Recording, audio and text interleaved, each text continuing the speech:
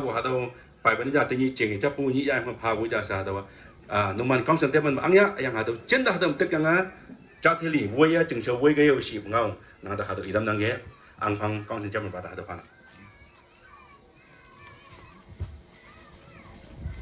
ha do ilak pa numan ngi nang no ha do wa Pessao kong sen cha man ba da pa lang ona Pessao da pha bu no sa Konyak phang cha ma pha bu đâu khi họ đâu chú nhân Pessao chừng quay cái Pessao sai chỉ tổ bụi ra của nhắc anh cho thì quay cái ở xí các bạn ngáo mà họ đâu ăn nặng tép mà nặng ngon là nặng tép mà đâu hiang này các bạn ngáo của nhắc bằng chừng phao mua hiếm ăn họ đâu ngon nặng sẽ dùng cái ở xí ngon nặng tôi họ đâu phá tận nặng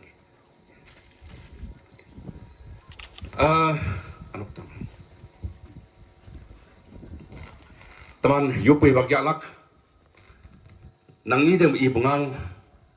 sa to ibu ka ngau nang anu nang i ibu ngau hadawe Pessao anu Angphang sa ji nang yes lepu jana sa nang i hadu kan yu de pai buai tau khai ma nang i yak mong bu hadu hadawa chừng mấy nang i yak mong bu hadawa anu ngau kan lak hadu nang sa ji si ibu ngau nang i da hadu i dam nang gi nang i pai ban na yak nya i ma chim yang nang i yak pha yak salam yak be yu pai bak ya cái yang nang tuh teman jupu hibak manso sa nang iya salamnya em ngok gayo si ngau nang dah doi nang ida hadu idam boy hadu ching chapu ala ayang kawang phai ching chapu ni khema hadu idam nang tau Reverend Machen Executive Secretary Konyak Baptist Pumunok Pangjam Kaya tadi 15 October 2024 nấp Angphang hay Pessao chừng mấy lần vùng ở đâu dùng Epitaph trên sa apa ya chào mình mà đâu ở đâu Epitaph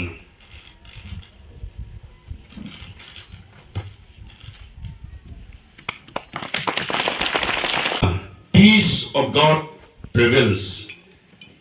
A text of peace. Pessao and Angphang, 15 October 2024. Darkness would be the days had not the gospel light of Jesus Christ come. Now, a great realization and transpires that those were the darkest, ableist, and arrogant days of 1949. The friends ends Pessao and Angphang. The attacks stand as a witness to the significant reconciliation and peace met with the spirit of forgive and forget between Pessao and Angphang. Let peace and unity prevail henceforth. Unveiled by Reverend Machen, Executive Secretary, KBP, in the presence of SP Chemang, Chairman, Village Council Pessao, P. Tofo, Chairman, Village Council Angphang. Tani hado epua chừng mấy lòng hado ki epa ando nyan nuan iho na. Molan na yakko ka mong may yang ba. Ibu iba sigama saka chukri. Elajir chuna chai bejabu ando. Yibalan jibunga kai jinga hido. Ibu iba sigama. Chung Prevails chuna saktam Prevails yali nam ejib chukri khai ngai yib ke mam Pessao sin yibalan jitka chung sigama 1949 mam phali sigama Pessao ma Tewang manbu sakhi roja ibu iba tatto Tewang Senior, Tewang Sa'nyo, and Manila. Simpajang may Pessao Jama, Mungpali Sigom. Yamasa Isa Mando. Daitung Isam Chesido, Yamana Isa, Hemong Lengop, Mambisakido, Hemong de Jaya Pongi, Saki, Jaya Pongi. mamang ba ali bisigama Pessao si Angphang na kaya nga sambang iba nung Pessao chang long mo ji samnya angnya sineng ko ji sineng ko ai ji iba lang hiru ja tung mengoli iba teppa tuy tung mengoli sang nano lebenduk lebomang lebe Shanghai iba lang ji tao chú nó phải được xem được cái nào mà anh police là nghe rồi anh là người gì đấy đấy à bảo là phải được cái người lấy chứ anh police mà tí đấy anh hiểu lấy chứ gì tuy đấy bữa à chị bro mỗi cái ekta cái gì before crash thằng đó à chị bro bảo đi cháu mỗi cái Angphang ở đâu Pessao cái này mỗi man ở đâu educationally aro sports film में ốc nghe lắc chứng này chưa mang liền kỹ luồng ngang pa giờ lòng ai nhiều hôm để sắm bằng quê chỉ họ gọi sự đang sự ấy lý là chỉ chú đồng cha hộ chứng gì là khả chế phùng nghệ hiểm cha để phù hợp mà đâu chẳng năng ấy ta thì bên này chẳng làm gì bây mới cặp về nhiều hôm chẳng hang sự được khác hộ chứng năng ấy đi dùng con năng ấy đi chứ thì cũng chẳng mà giờ mình ở đây ông đừng nói sơ đâu sơ của mà giờ mình chừng này ở đây冲动mình chẳng làm gì bây hết đi yo ấy chứ 49, 48 chú mà đó sắm phẳng chỉ nào ấy chứ chú đúng. Ta 1949 mi lên mà chừng ở đó, nhiều phim mà chừng ở đó ta hàng về bên lưng đâu đâu, về bên lưng đâu đâu, phụ em phẳng mi, rồi, ta đâu, tên đi mà chừng ở đó, phụ em phẳng, chết bà hà, mở màn học, gì mà chẳng mà, chỉ tí chứ đúng, tên đi mà chừng ấy. Hộ chứng hộ như chân là sở công an bờ ngay cụ ục và làng bờ ngay cụ hộ chứng hộ như chân là chân lục ở chỗ cụ mi hầm an cụ hộ chứng hộ như cứ chẳng ấy bên mình tiền đi nhiều hơn không lưu chân là cái chuồng cụ dung làng bầy chỉ hàng cái không cho chẳng ấy hai em ba năm ấy mơ hâm an phẳng hộ chứng hệ nhiều huồng miệng hạt tê tốt sang đất cái mà phá lấy nhiều huồng không lưu ấy chân là ấy chân lục cái chú lại hiu sợ bơm an bơm mà dân mục dân hạ chấm bơm nhom bơm mà yếm như can cao bơm mà tốt lâm như li mà nhiều huồng chân là ấy chân là hiu chứ mà nhiều huồng chân là cái sâu chân là ni cứ chẳng mà mi hâm mà lại chứ em càng căng xem mà nhiều người họ mà tổ nam đấy đâu ngao lắc à đâu Angphang đâu yang lắc bây giờ nó yang ngồi như bông xe mong mấy vụ ngao pha trong này anh này đâu bảo là Angphang lưng bản đâu à chứ bây giờ sao lưng bản này chứ em mi ngồi như open mẹ WhatsApp mà tay phải mà xuống cái ok chỉ phải mình chỉ hạt đâu có công lực ngon đó chính là ngồi như bông xe hay không ạ tôi ở đâu pass đi ibu pass nhắc tổ ông nó chứ cho cái nhắc ba trên nào nhắc ba đâu cứ nhắc ba đâu lại cái gì nữa chứ đi ở Pessao mà đi ex MLA mà si bu đi lại rồi yang betul thì công an thầy ôm mỗi lần chừng sau nhi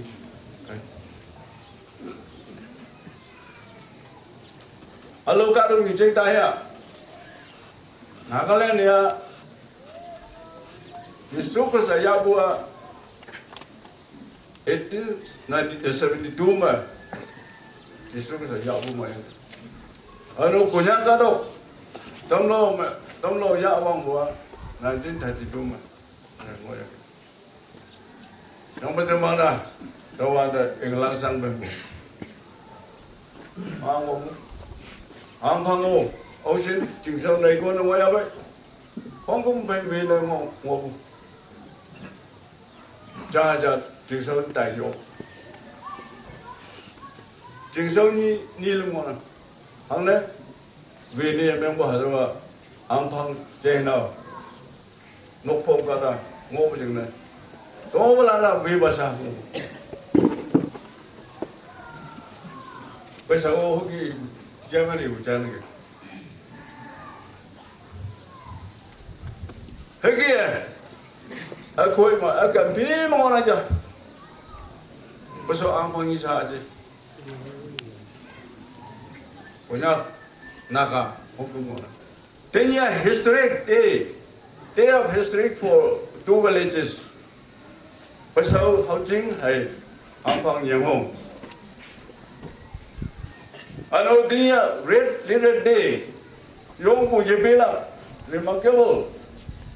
mong mai amyang mong remarkable aji mong mai remarkable day yung bujibila ni changona jingseung ni jingre 진짜 bây 니도 무슨 말인데 아노 방점 옹양아 정리해 하던 나오고 자지 하더와 집에 락터 자지 때문에 또 위에 또 명하게 명mà tôi bảo chỉ là sao 하더 cái miếng nó tôi mà chứng minh long 하더와 뭐해만 long 명그 요 cao ông đây sa giúp thì bác là cái này sa tôi nói về 하더 tâm 하는 게 여기 상양 배에 되니 왕병 되니 뭔가 75 years 뭐나 Pessao hay Angphang ni trái trái mong yamai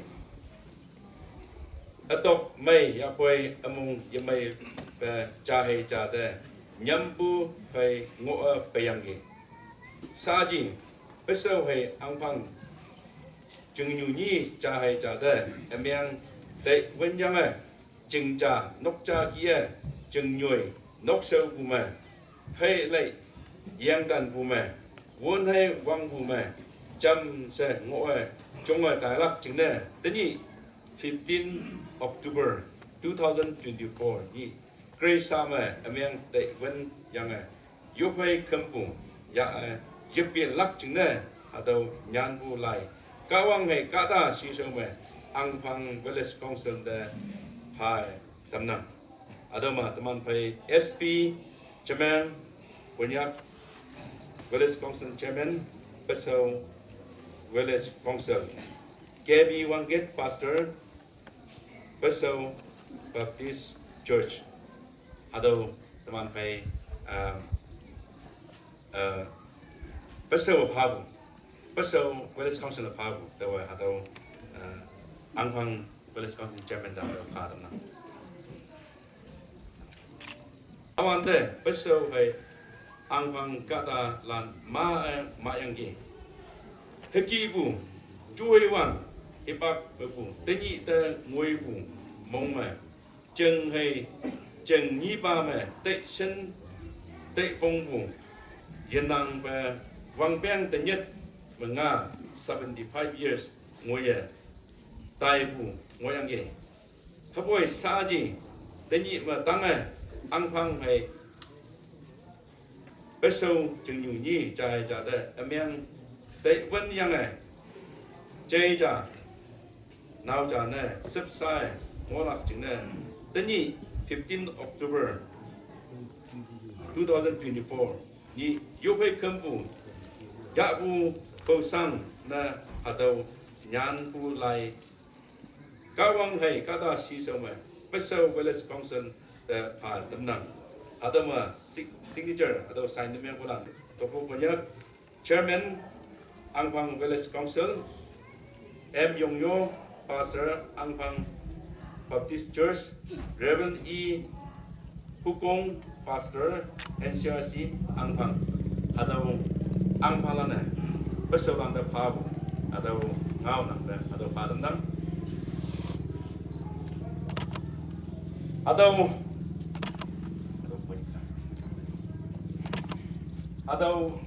yepai ba anggai noman council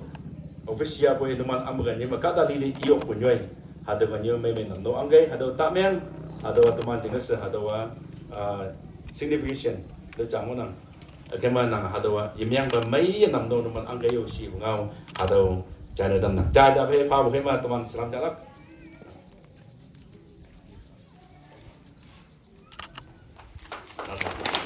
amen unpa sa Pessao lana hado yuklang Angphang lana yuklang Lenda bu hebat teman apulana Angphang teman apulana cahaya cara kena bu cahaya cara sepsi yang hapu hadau ba yenang ba hadau cingsau me hadau wan kon me Pessao apu yemlan iman hang sena hadau yuima temana iman lekpiana iman yen mak latam ya kawang temana pergi teni hadau Angphang tilang hincang man nang da amem chan boy kawang toman da nang amem unpa tani toman chingni haki chemyang chai ja sisau me lenda bo apu yimlan hang shana bo bena chingni toman ha tai lagi nang amem unpa za mek pingai yobya yo